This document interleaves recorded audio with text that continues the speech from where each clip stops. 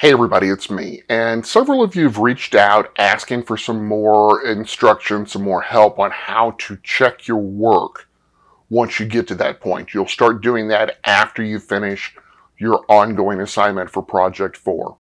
So I want to take just a few minutes to sort of talk you through some of the things that I'm hoping are just sort of refreshers from your bookkeeping and accounting courses. When you get to a point where you need to check your work with the answer sheets, first time you do this is after the ongoing assignment for Project 4 before you start Project 5. I am going to give you two reports. I am going to give you a journal report, and I'm going to give you a general ledger report. It's important to flash back and remember in bookkeeping what these two reports do. Let's first look at the journal report. The journal is a list of every transaction you have recorded in QuickBooks. They are in here by date order. And when you set this report to run for all dates, you're looking at every transaction you have in the entire project. Now, if we look at the Project 4 work, you'll see that the very first transactions we start working with are beginning on October 15th, and the last transaction that you're working with in this project is October 28th.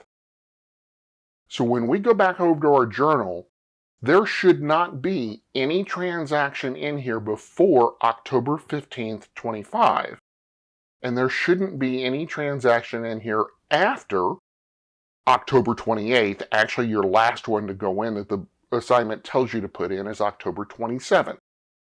So if you have anything after that, or if you have anything before that, those transactions are wrong and you need to go figure out when they should have been dated. That's the first thing you're going to check. Now let's remember what the other report is that I give you, the other answer sheet, and that's the general ledger. The general ledger is a report that shows every account in your chart of accounts and shows activity that went into making the current balances for those accounts. So for example, if we look here on the general ledger, the very first account in our chart of accounts is account 1000, which is our checking account.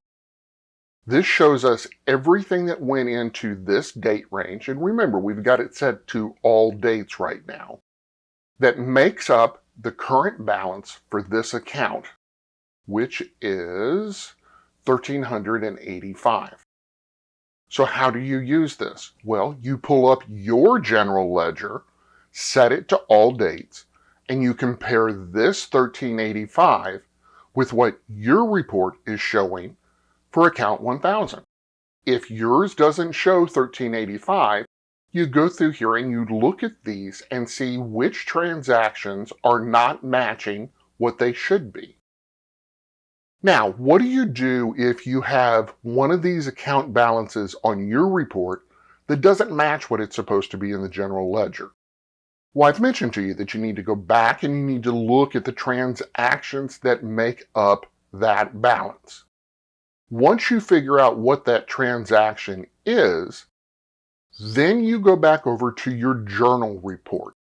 Because remember, your journal report shows you every transaction that you put into the books.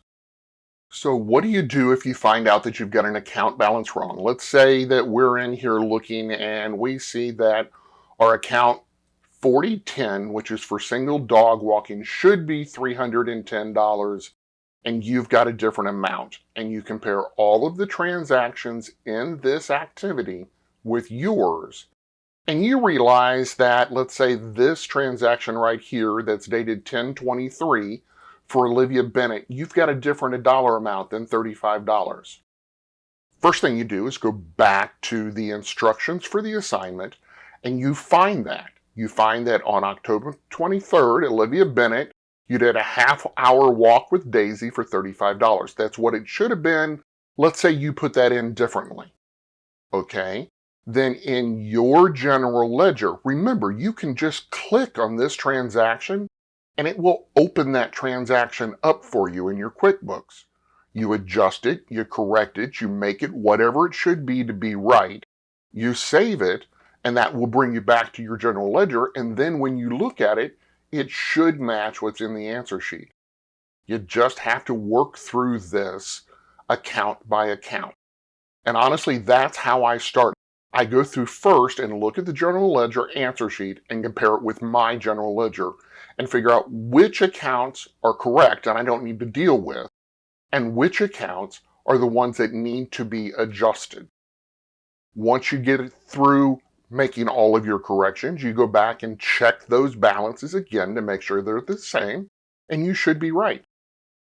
Okay, I hope that helps. If not, you know where I'm at. You always know where to find me. We'll get it figured out.